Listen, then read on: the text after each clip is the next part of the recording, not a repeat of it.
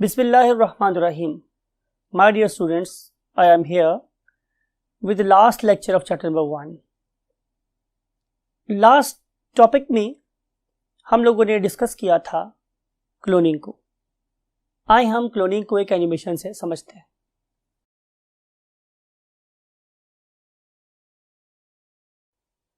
Yes, my dear students, look at this animation. It is a sheep. और हम क्या कर रहे हैं कि इस शीप में आपको दिखा रहे हैं ये ओवरीज, और यू नो वेरी वेल कि ओवरीज क्या कर रही हैं, रिडक्शनल डिवीजन मींस मायोसिस और मियोसिस, जो भी आपको अच्छा लग रहा है, और इसके रिजल्ट में ये प्रोड्यूस हो रहे हैं एग. अब चूंकि रिडक्शनल डिवीजन हुई है तो नंबर ऑफ क्रोमोसोम कितने मेरे पास 1 है. अब देखिए हम कर क्या रहे हैं कि मैंने इस पर्टिकुलर शीप के मिल्क ग्लैंड में से, या जिसे मेमरी ग्लैंड बोलते हैं, उसमें से हमने एक सेल लिया, और इस सेल में जो नंबर ऑफ क्रोमोसोम है वो क्या है, 2n. तो मैंने इस particular 2n number of chromosome वाले न्यूक्लियस को यहां से रिमूव किया और उसे उठा के एग में डाल रहा हूं. देखिए मैं, जहां से मैंने उसका 1n नंबर ऑफ क्रोमोसोम वाला न्यूक्लियस रिमूव कर दिया. अब ये मेरे पास एक ऐसा क्या बन गया है, एग, जिसमें नंबर ऑफ क्रोमोसोम 2n वाला न्यूक्लियस प्रेजेंट है, जो कि नॉर्मल बॉडी से लिया गया है. राइट, इसमें माइटोसिस हुई है, इसमें कोई जेनेटिक चेंज नहीं आई, कोई मॉडिफिकेशन नहीं आई. तो अब ये एक ऐसा जाइगोट बन गया है जिसके अंदर मियोसिस नहीं हुई. Right, there is no genetic variation. जब कोई जेनेटिक वेरिएशन नहीं है तो इस पर्टिकुलर जाइगोट को देखिए अब क्या कर रहा है, बिल्कुल ये 2n number of chromosome obtain करते ही इट इज स्टार्टिंग डिवीजन, इसे डिवाइड करना शुरू कर दिया. देखें, पहले 2 सेल बने, फिर अब ये 4 सेल बन गए, और eventually after passing the time ये वाला zygote after placing in the worm of another sheep किसमें ट्रांसफॉर्म हो रहा है, इनटू अनदर शीप. ठीक है, अब आप देखें इस पर्टिकुलर शीप को कि ये वाली शीप बिल्कुल डिट्टो कॉपी है किसकी, उस शीप की, जिसके मेमरी ग्लैंड में से मैंने ये वाला सेल लिया था. राइट, तो ये क्लोनिंग है जिसमें हमने नॉर्मल बॉडी सेल को यूज किया, तो कहलाएगी क्या, सोमैटिक क्लोनिंग. लेकिन अब इस एनिमेशन के अगले पार्ट को देखें. इसमें हम लोग क्या कर रहे हैं, लुक एट दिस, कि इसमें मैंने एक स्पर्म को लिया और इसको मैंने एग से मिला दिया, और मिलाने के बाद हम लोगों के पास क्या ऑब्टेन हो गया, ज़ाहिर है जाइगोट. अब क्या हो रहा है कि ये जाइगोट अब पहुंचा है 2 सेल स्टेज पर. देखिए मैंने क्या, मैंने एक लंबा सा बाल लिया और इस लंबे से बाल को लेकर मैंने माइक्रोस्कोप के नीचे उस पॉइंट पे रखा जिसे हम क्लीवेज बोलते हैं, मैट्रिक में पढ़ के आए होंगे. और आहिस्ता आहिस्ता जब मैंने इसको खींचूंगा, लुक एट दिस, तो क्या होगा, ये दोनों सेल दूसरे सेपरेट हो जाएंगे. अगर ये दोनों सेल इकट्ठे रहते तो इससे एक शीप बनती या एक इंडिविजुअल बनता, जो भी है. अब चूंकि दोनों सेल सेपरेट हो गए हैं तो ये 2 इंडिविजुअल बनेंगे. अगले फेज में देखिए मैं क्या कर रहा हूं कि मैंने इन दोनों सेल्स को फिर उसी प्रोसेस से गुजारा है. अब मैंने क्या बना ली है, 4 सेल. अगर ये 4 सेल जुड़े हुए रहते तो एक ही इंडिविजुअल बनता, लेकिन चूंकि ये चारों सेल्स क्या हो गई हैं, सेपरेट हो गई. चारों सेल्स क्या हो गए स्टूडेंट, सेपरेट हो गए, but still they are equally capable of developing into the new individuals. तो इससे 4 इंडिविजुअल्स बनेंगे. ये वाला काम मैं 16 सेल तक कर सकता हूं. तो एक वक्त में मैं एक पर्टिकुलर जाइगोट से 2 सेम इंडिविजुअल बना सकता हूं, 4 आइडेंटिकल्स भी बना सकता हूं, 8 आइडेंटिकल्स भी बना सकता हूं, और 16 आइडेंटिकल इंडिविजुअल्स भी बना सकता हूं. लेकिन चूंकि इस वाले केस में मैंने पहले सेक्सुअल रिप्रोडक्शन करवाई और उसके बाद मैंने जाइगोट बनवाया, तो इसलिए ये कहलाएगी zygotic cloning. Right, I hope after looking this animation you are pretty confident कि सोमैटिक क्लोनिंग में और जाइगोटिक क्लोनिंग में क्या फर्क होता है. Right, so let's move to the rest of the topic on white board. Yes my dear students, हम discuss करने वाले हैं चैप्टर नंबर 1 का लास्ट टॉपिक, और लास्ट टॉपिक है protection and conservation of the environment.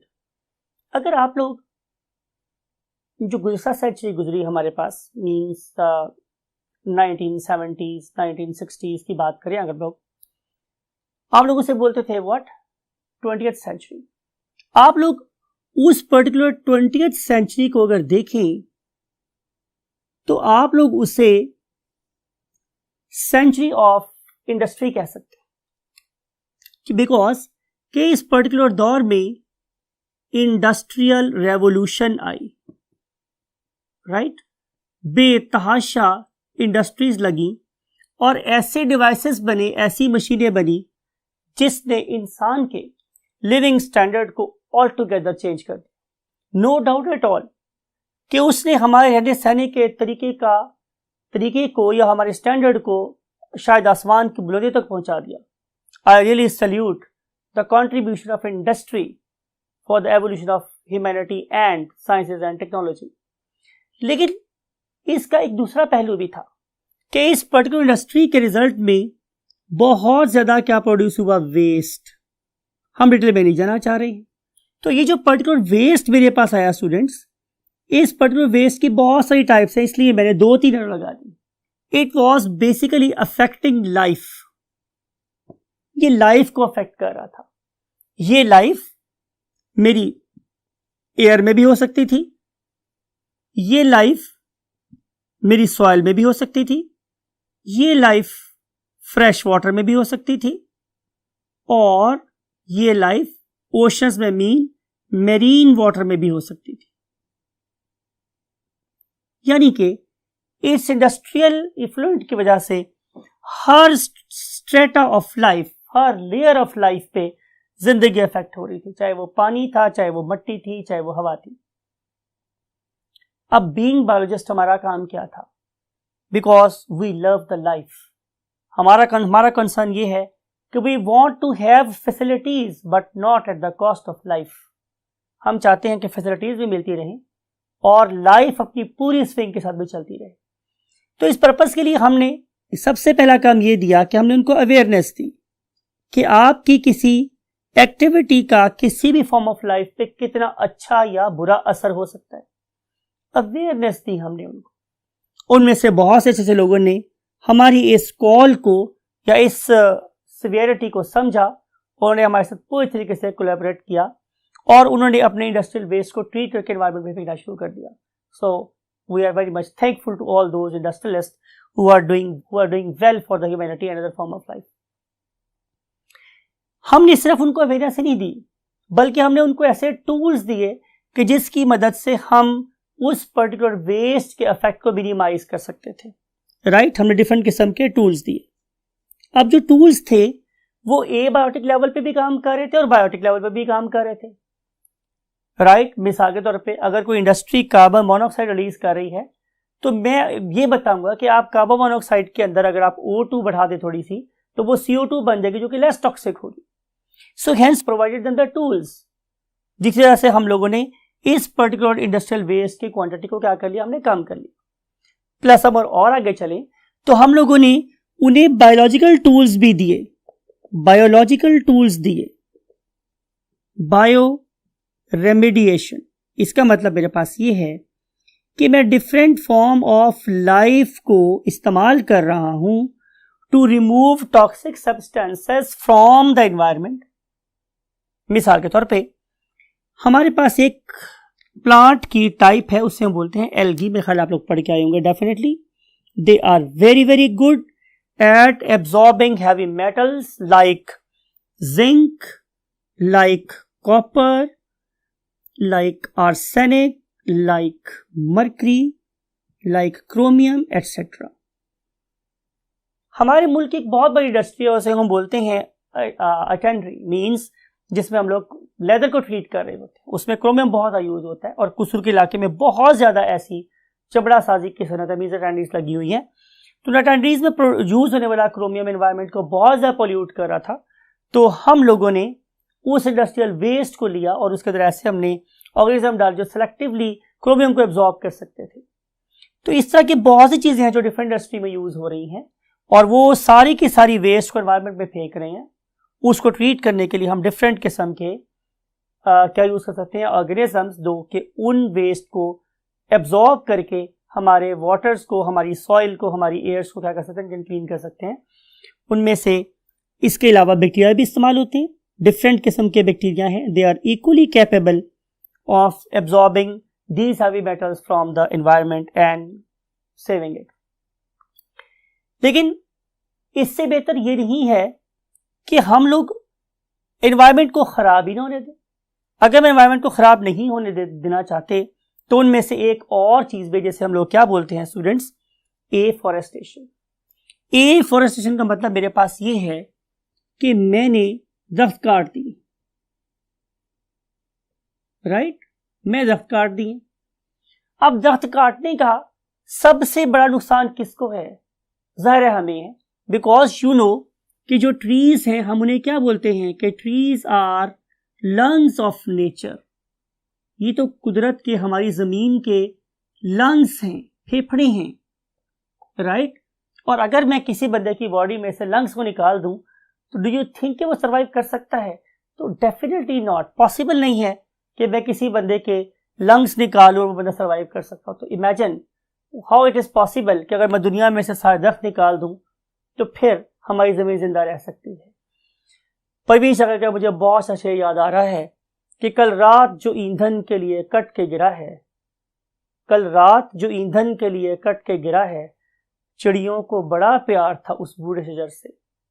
यानी कि मैं जो कॉन्सेप्ट को देना चाह रहा हूं इस शेर के थ्रू वो ये है कि जब मैं एक दरख्त को काटता हूं तो मैं बहुत से एनिमल्स का नेचुरल हैबिटेट भी छीन लेता हूं, राइट।